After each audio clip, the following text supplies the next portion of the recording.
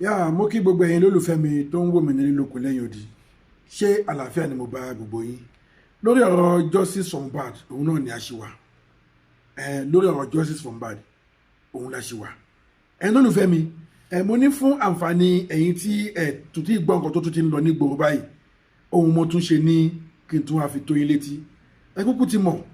èmi ò kúkú ní rí kí n sọ pé mi ò rí. Mi ò dẹ̀ ní gbọ́ kí n wá fi gbígbọ́ ṣe aláìgbọ́. Gẹ́gẹ́ bí mo ṣe ti promise yín pé gbogbo nǹkan tó bá ti ń lọ lórí ọ̀rọ̀ justice for Mohbad, òun náà ni màá máa fi tó yín létí. Mi ò ní fi dá yín lágara. Àwọn kan ni wọ́n tún kóra wọn jọ. Ṣé kí ni wọ́n kóra wọn jọ ni àbí kí ni wọ́n ń dì pàǹpá? Wọ́n ti bẹ̀rẹ̀ sí ní sọ ìjàlú bàbá Mohbad látàrí bí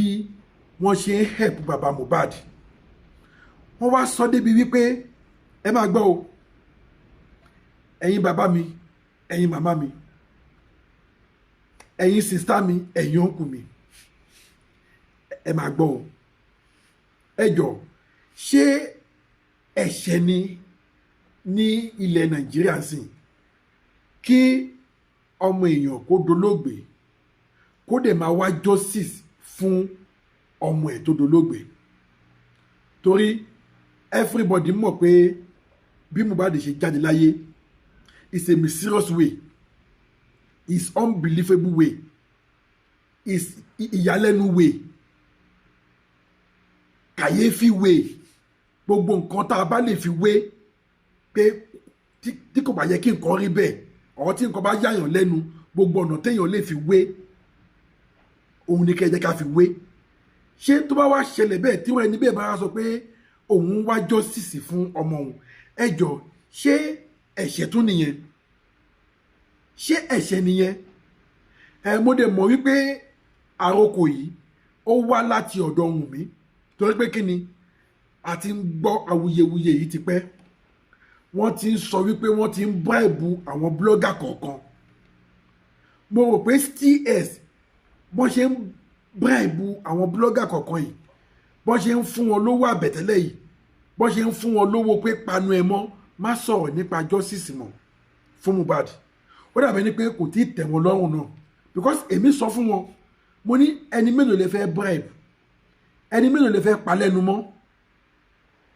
Wọ́n pọ̀, tẹ́ bá lè fẹ́ náwó yìí, in fact, ẹni tó bá tẹ́rí sí orí ẹ̀ máa pa, ẹni tó bá tẹ́rí sí ọ̀run á wọ̀. Now wọ́n wá rí pé àwọn ṣe gbogbo ìgbìyànjú yẹn, àwọn try gbogbo best wọn, àwọn èèyàn tó sì ń sọ̀rọ̀. The next thing tó wá ń sọ sí ni pé gbogbo àwọn tó ń fi owó ran bàbá Mohbad lọ́wọ́, gbogbo àwọn tí wọ́n tún sì ń jà fún justice for Mohbad, àwọn fẹ́ silent wọn. Ẹ jọ̀ọ́, ẹ̀yin bàbá mi, ẹ̀yin màmá mi, ṣé ibi tí ọ̀rọ̀ justice for Mohbad ṣé ibi tó gbé dé náà nílé yìí? Ok, ẹ jẹ́ ká bi Wùnmí léèrè, kí ló ń ṣe gbogbo eléyìí fún? Torí mo mọ̀ pé òun náà ló wà ní òrò tí òrò fi ń ké. Jọ Wùnmí, kí ló ń ṣe gbogbo eléyìí fún? Tó bá yẹ pé lótìtọ́ àti lódodo òun ló mọ nǹkan kan nípa ìṣẹ̀lẹ̀ tó ṣẹlẹ̀ sí Mohbad, why are you running scatter scatter? Why are you running scatter scatter? Why are you defending yourself? Why are you dodging? Why are you spending money to cover your trash? Tó bá yẹ pé òun mọ nǹkan kan pa ẹ̀, dúró sórí ọwọ́ ẹ̀, jẹ́ kí ìjọba ṣiṣẹ́ ọwọ́ wọn. Gbogbo nǹkan tó bá ní kó wá ṣe, ìwọ lọ ṣe. Tó bá yẹ pé lóòtítọ́ àti lódodo o ò mọ nǹkan kan pa ẹ̀, ọwọ́ ẹ mọ́, ẹsẹ̀ ẹ mọ́, ọkàn ẹ mọ́. Yorùbá bọ̀ wọ́n pòwe, wọ́n lẹ́ni tí ò jẹ gbì kò lè kú gbì. Tó bá yẹ pé lóòtítọ́ àti lódodo ló mọ nǹkan kan pa ìṣẹ̀lẹ̀ tó ṣẹlẹ̀ sí Mohbad, èmi ò rí rísì tó ṣe ń sáré scatter. Torí tán bá wo owó tó ti ná sí, tán bá wo owó tó ti ná, ẹ jọ̀ọ́, kí ni bàbá Mohbad ṣe fún yín? Kí ló rà nígbà yín? Ṣé èèyàn kì í béèrè justice fọmọ ẹ̀ ló ń béèrè justice fọmọ ẹ̀ ni? Ẹ gbógun títí ẹ ló ń wọ bàtà ọmọ ẹ̀, ó ń waṣọ ọmọ ẹ̀, ó ń ṣe kinní kan. Aláàánú kan tún dìde, ó tún dáṣọ sí lọ́rùn. ìwọ ohun míì o tún fóun fẹ̀fẹ̀rẹ̀ o ti ya Mohbad sí pé ó ń wáyàwó ni wọ́n gbé mọ́tò fún pé kó máa rí nǹkan gbé káàkiri ẹ tún ní kó fòkò níṣò ṣé bí wọ́n ya Mohbad náà ni wọ́n ti fún ní mọ́tò yìí bó tiẹ̀ jẹ́ pé dẹ́dẹ́ ń búlà ni wọ́n gbélé ẹ lọ́wọ́ àwọn fáǹsì ẹ àwọn anti-justice ẹgbẹ́ wọn ò gbé ègèsì yẹn o mo mọ̀ pé bí ẹ ṣe wà sí ẹ máa celebrate wọn ò gbé ègèsì yẹn o adẹ̀tún ti gbọ́ pé o lọ ralẹ̀ o tún fẹ́ máa kọ́lé kò lè dùn èmi náà because èmi mọ̀ pé fẹ́ kọ́ tẹ́lẹ̀ o ò wá justice fọmọ ẹ ọlọ́mọ ṣe ni olórí burúkú abiyamọ sórí ṣeré ẹ̀yìn èèyàn ńgbà míì tí òbí burúkú bá bíyàn téèyàn bá tara òbí burúkú jáde ó máa ń dùn yàn ńgbà míì Mohbad ó ti ara ìyá burúkú jáde Ọlọ́run ó ti ara ìyá burúkú ó tara ẹ̀ jáde but nevertheless èmi kò mọ̀ kíní kan pé èèyàn ò ní gbin àlùbọ́sà láyé yìí kó lóun fẹ́ ká ẹ̀fọ́ ohun tó o bá gbìn òun náà ló máa ká ẹ lólùfẹ́ mi ẹ jọ̀ọ́ mo bẹ̀ yín ni ẹ bá mi share fídíò yìí mo dúpẹ́ lọ́wọ́ yín gbogbo ẹ̀yin tẹ́ ti ń share ẹ̀ mo dúpẹ́ lọ́wọ́ yín gbogbo ẹ̀yin tẹ́ ti subscribe náà mo dúpẹ́ lọ́wọ́ yín mo dúpẹ́ lọ́wọ́ yín gidigidi gan ẹ̀yin tẹ́ ti subscribe ẹ jọ̀ọ́ ẹ bá mi subscribe Sele Global TV wọn ò jáwó yín Ọlọ́run wọn ò jáwó yín subscriber wọn kì í jáwó tẹ́ bá ti tẹ̀ ẹ̀yin ẹ béèrè lọ́wọ́ gbogbo àwọn tó ti subscribe ẹ máa rí pé wọn ò jáwó wọn kì í jáwó ọ̀fẹ́ ni subscriber ẹ subscribe kẹ́lẹ́ bá mi share fídíò yìí ṣé wàá rí ọ̀rọ̀ ya Mohbad tí mò ń sọ lọ sórí láyé yìí èèyàn ò ní gbàlùbọ́sà kó lóun fẹ́ ká ẹ̀fọ́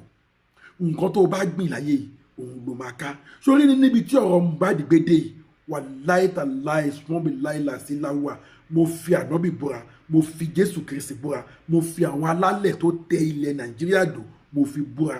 mo fi Ọlọ́run tó jẹ́ ọ̀kan ṣoṣo tó dá ayé òun àti ọ̀run mo tó fi búra ṣe rí justice a máa gbà ẹ̀yin tẹ́ ẹ̀ dẹ̀ máa go down ẹ̀yin lè máa pọ̀ sórí wọ̀ ìyá Mohbad ó yẹ kó wà nínú victory ní tá a bá gba justice fún Mohbad yìí but ó wá ṣe mí láàánú fún ẹ pé bí Wùnmí bá ṣe ń go down ìwọ náà ń go down tẹ̀lé ìwọ dẹ̀ ló bí Mohbad ṣó yẹ kó rí bẹ́ẹ̀ máa wò bí Wùnmí bá ṣe ń go down ìwọ náà ń go down nítorí pé kí ni o mọ àṣírí ọ̀rọ̀ yìí o mọ ìdí ọ̀rọ̀ yìí o mọ nǹkan tó wà ń di ẹ̀ ìwọ náà ò ń bẹ̀rù kú ohun tó fi lè mú Mohbad tó jọ́ mú ẹ tó fi lè lọ how much more wọ àwọn abiyamọ gidi wọ́n máa ń ra ẹ̀mí wọ́n máa ń fi ẹ̀mí wọn lẹ̀ fún ọmọ wọn ni àwọn abiyamọ gidi tá bá sọ pé abiyamọ gidi a ní kàkà kí ọmọ mi lọ ẹ jẹ́ kí n lọ fọ́mọ mi ìwọ tó ń bẹ̀rù at this your age wọ́n ní ẹ̀ tí wọ́n bá sọ̀rọ̀ wọ́n máa ṣe kíní kan bí wọ́n ṣe kíní kan fún Mohbad ìgbà onímọ̀kò wà níkú báyìí sìn ìgbà onímọ̀kò ò níkú ìwọ àti Wùnmí àti gbogbo àwọn anti-justice ẹ wá gang together sìn ẹ lè fẹ́ silent gbogbo àwọn tó bá ti ń contribute fún bàbá Mohbad tọ́dẹ̀ ń blog lórí ọ̀rọ̀ justice for Mohbad yìí ẹ fẹ́ silent gbogbo wọn Ọlọ́run ò ní fún yín ṣe lágbára Èdùmàrè ìjọ tẹ́ bá fẹ́ bẹ̀rẹ̀ operation ẹ̀ báyìí ìjọ yẹn lọ́ọ́ máa silent gbogbo yín bẹ́ẹ̀ sì lè fẹ́ silent gbogbo àwọn tí wọ́n ń blog lórí ọ̀rọ̀ justice for Mohbad tẹ́lẹ̀ ló pé fẹ́ silent gbogbo àwọn tó ń finance bàbá Mohbad lórí pé kó lè rí justice ìjọ tẹ́ bá ti bẹ̀rẹ̀ operation ẹ̀ báyìí ìjọ yẹn lọ́ọ́ máa silent gbogbo yín kanlẹ̀ lágbára Èdùmàrè gbogbo ẹ̀yin tẹ́lẹ̀ fẹ́ silent àwọn èèyàn yẹn ẹ̀yin lè máa lọ in silent way in Jesus name ẹ má worry Ọlọ́run tó wà lókè kò ń ṣọba alábòsí kò lè ń ṣe ọba tó ń fi gbà kọ̀ọ̀kan nínú ẹ ló lè fẹ́ mi ẹ jọ̀ọ́ ẹ bá mi share fídíò yìí ẹ jọ̀ọ́ kó go viral kẹ́ẹ̀dẹ̀ bá mi subscribe sí Sele Global TV lórí YouTube ṣe rí nǹkan kan lè mi mọ̀ nílé ayé yìí o nǹkan kan ni mo mọ̀ nílé ayé yìí ẹlẹ́ṣẹ̀ kan kì yóò lọ láì jì ẹ̀ṣẹ̀ ṣe rí gbogbo ẹ̀yin tẹ́ ẹ ti fi justice for Mohbad tẹ́ ẹ ti fi pawó tẹ́ ẹ ti fi kówó jọ tẹ́ ẹ fi ń sọ̀rọ̀ Ọlọ́run máa mú gbogbo yín ẹ má wọrí gbogbo yín lọ́wọ́ máa bà gbogbo yín nìyẹn máa jẹ wọ́n ní owó tá a bá fi tọ́mọ ìrì ló máa wo báwo làwọn Yorùbá ṣe ń sọ àwọn mìíràn yìí wọ́n ti fa ègún síra wọn lórí ọ̀rọ̀ justice for Mohbad yìí ẹ ló lè fẹ́ mi àní rí jù báyìí lọ